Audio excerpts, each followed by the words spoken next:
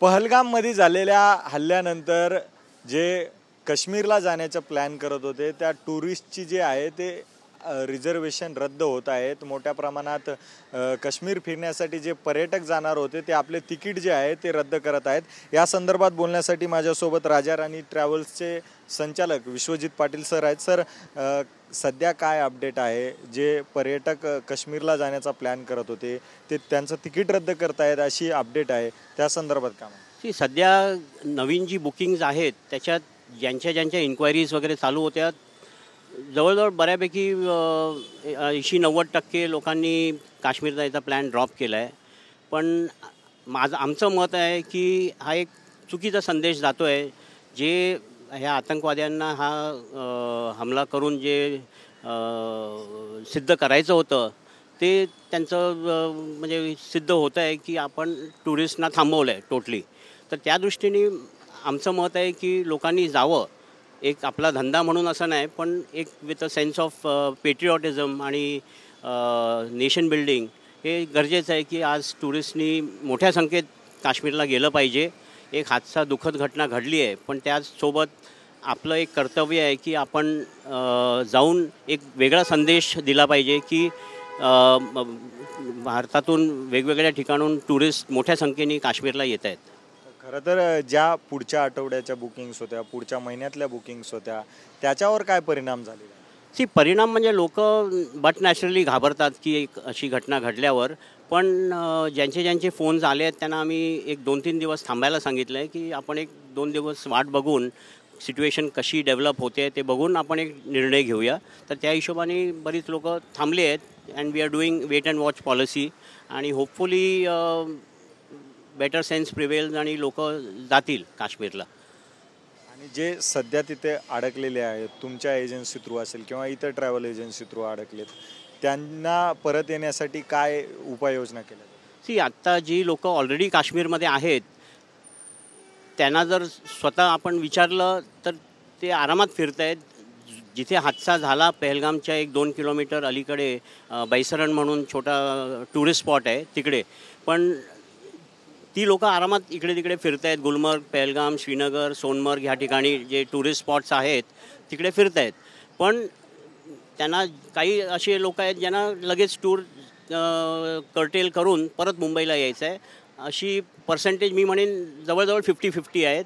ज्यांना परत यायचं आहे त्यांना आत्ता थोडी अडचण आहे कारण टुरिस्ट फ्लो अतिशय मोठ्या प्रमाणावर आपल्या बॅग पॅक करून मुंबई किंवा त्यांच्या घरी निघण्याच्या प्रयत्नात आहेत। फक्त देर आर लिमिटेड फ्लाईट्स।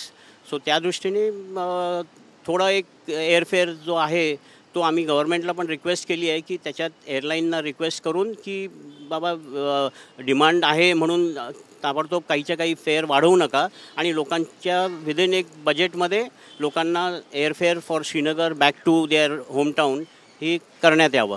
गेल्या काही वर्षांमध्ये काश्मीरमध्ये दगडफेक कमी झाली, त्याच्यानंतर अतिरेकी कारवाया ज्या आहेत त्या कमी झालेल्या आहेत। 370 हटल्यानंतर काही परिस्थिती निवळत असतानाच ही परिस्थिती आता जो हल्ला झाला त्यामुळे 26 जणांचा मृत्यू झाला, त्यामुळे एकूण ट्रॅव्हल एजन्सीवर या व्यवसायावर काय परिणाम झालेला आहे आणि तुम्हाला हा हल्ला होण्याच्या अगोदर कशा प्रकारे लोक अप्रोच होत होते ट्रॅव्हल करण्यासाठी काश्मीर?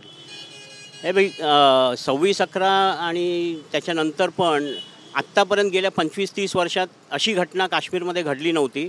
काश्मीर हे इंडियातलं समर वेकेशनच्या पिरियडचं म्हणजे उन्हाळ्याच्या सुट्टीतलं नंबर 1 डेस्टिनेशन आहे कारण तुम्हाला डायरेक्ट फ्लाईट्स आहेत मुंबई टू श्रीनगर जी साधारण 3 तासात तुम्हाला एका हिल स्टेशनला पोचवतात मुंबईतून टेक ऑफ झाल्यावर।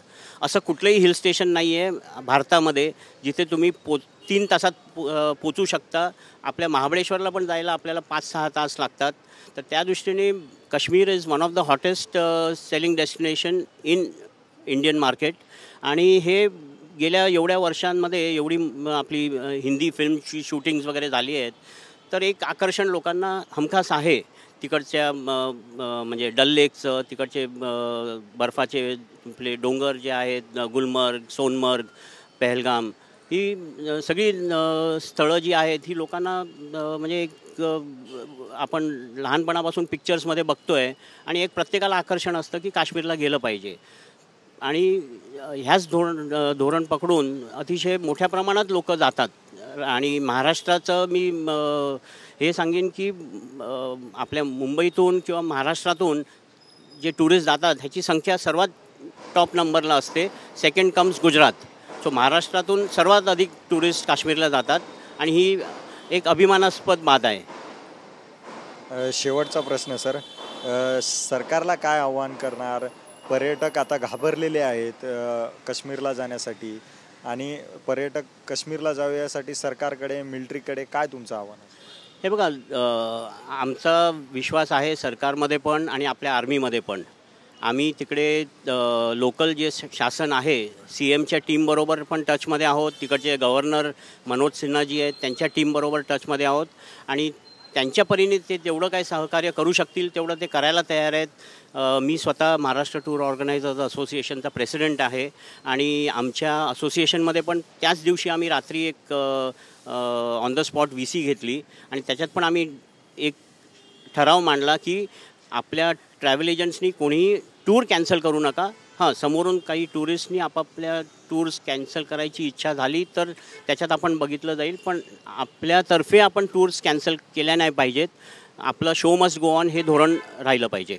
तर जे पर्यटक काश्मीरला जात आहेत, नवीन पर्यटकांमध्ये 90% घट झालेली आहे आणि जे सध्या बुकिंग्स केलेले आहेत त्यामध्ये जवळपास 50% लोक जे आहे आपलं तिकीट रद्द करण्याच्या मानसिकतेत आहेत. मात्र ट्रॅव्हल एजन्सी काही काळ वाट पाहण्याची त्यांना निर्देश देत आहेत की जी परिस्थिती नॉर्मल झाल्यानंतर आपण आपलं जे पर्यटनाचा जो प्लॅन आहे तुम्ही पूर्वरत करू शकता.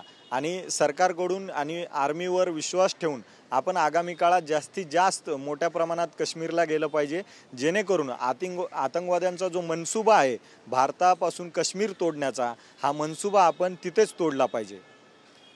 कॅमेरा पर्सन सुभाष सोबत मी अजय, TV9 मराठी, मुंबई.